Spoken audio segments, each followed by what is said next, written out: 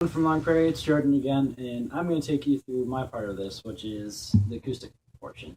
Travis did the electric portion of this, and he is very, very good at that stuff with power chords and going up and down the scales as fast as he can, and using one hand when he plays. We'll get a video of that out for you if you guys are interested in seeing that. If you are, let Mr. Espy know. You can email me, and we'll get that going. So what I'm going to teach you is I'm going to teach you pretty much 4 basic chords. And they can be used in a lot of different pop songs. I like Jason Mraz a lot because I can sing along with the songs, and so I follow him a lot, and I follow the songs, and the chords really aren't that hard. It just takes practice to get the repetition, and the transition is usually the hardest part. So I'm going to teach you a very basic chord. Tifo has mentioned it in his section, and I'm going to, and Mr. Espy most likely taught you this chord, but it is the E minor. It's a very, very depressing sounding chord. I mean, it just gives you a slouchy feeling. On an electric, it sounds really cool because you want that deep richness in that chord. And what you do is you take, people can do either your first 2 fingers on the top, on the top 2 strings here, and strum down. And it just doesn't feel very comfortable for me because it feels awkward because I use this finger to use other parts of that chord. So I take my middle 2 fingers and do the same thing. So make it yours, choose whatever you want. So that's the first chord, and you can choose how you want to strum it. There's different strumming styles. I can go through a video of that later.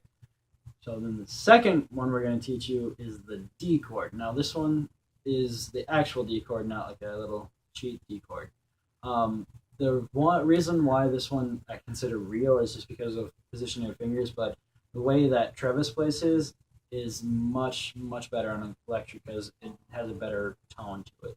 But for this one, I'm going to take these 3 fingers, and I'm going to put my first finger on the 3rd to bottom string on the 2nd fret. And I'm going to take my second finger and put it on the very bottom string on the 2nd fret.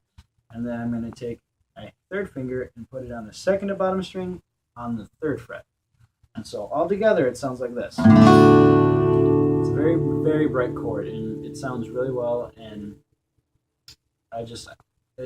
again, it's in a lot of songs.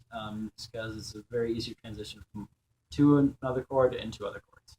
So try that one a couple times and see how it feels. Then after you've completed that, then we'll move on to the C chord. This one's a little trickier. It's the same 3 fingers. My first finger is going to be on the 1st fret on the 2nd to bottom string. My second finger is going to be on the 2nd fret and the 3rd string to the top. And then my final finger is going to be on the 3rd fret on the 2nd to top string. So all together, this chord sounds like this. And it has a weird vibe to it because it's kind of like an in-between.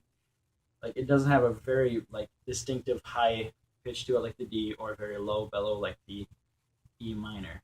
And again, using a lot of songs, and this one's going to stretch out your fingers and it's going to hurt a little bit more, but once you get it down, you're going to be happy for it. And so try that a couple times. You can try different strumming patterns, and it's a lot of fun to experiment with. Then the last chord I'm going to teach you is a G chord. Now this one's going to be hardest just because of the way your fingers are placed.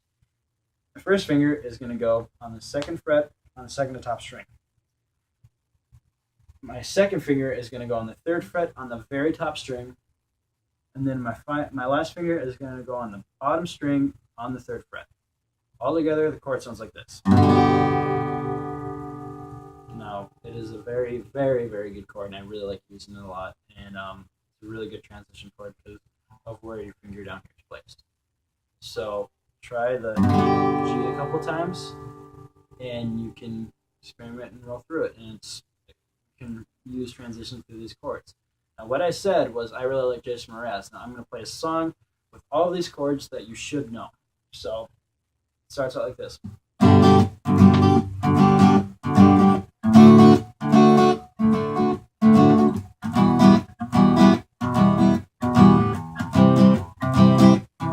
But I won't hesitate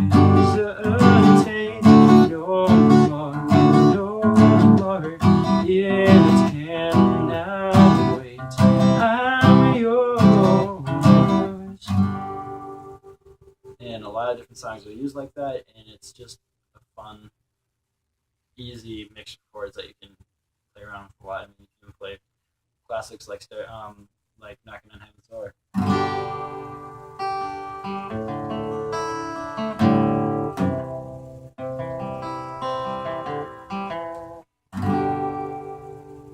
And obviously, I didn't just do the basic chords there. That takes more practice, but it's still the same chords, it's still the same platform, and they're very fun to use. So, if you guys enjoyed this, please let us know. Let Mr. Espy know, and he'll email us, and then we'll send out some more complicated stuff, and then we'll get you showing patterns, and then you get to see Tifo go crazy. So, thanks for watching.